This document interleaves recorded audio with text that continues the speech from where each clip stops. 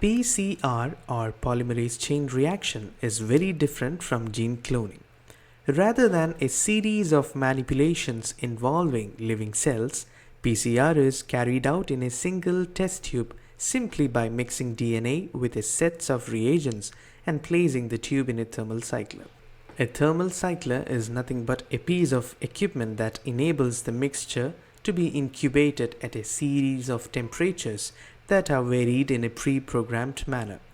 Let us see the basic steps in the PCR experiment. In the first step, the mixture is heated to 94 degrees Celsius, at which temperature the hydrogen bonds that hold together the two strands of the double-stranded DNA molecule are broken, which causing the molecule to denature. The second step is cooling down of the mixture to 50 to 60 degrees Celsius.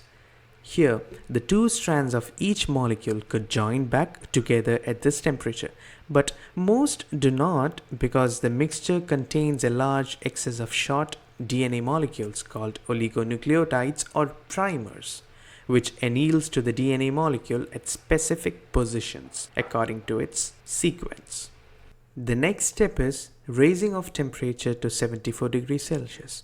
This is a good working temperature for the tagged DNA polymerase.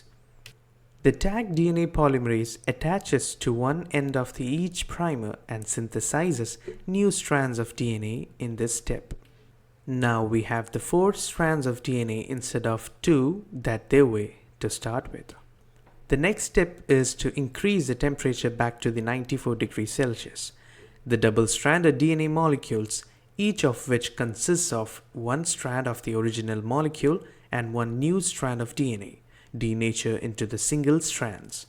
This begins a second cycle of denaturation, annealing, synthesis, at the end of which there are 8 DNA strands. By repeating the cycle 30 times, the double-stranded molecule that we began with is converted into over 130 million new double-stranded molecules, each one of the copy of the region of the starting molecule delineated by the annealing sites of the two primers.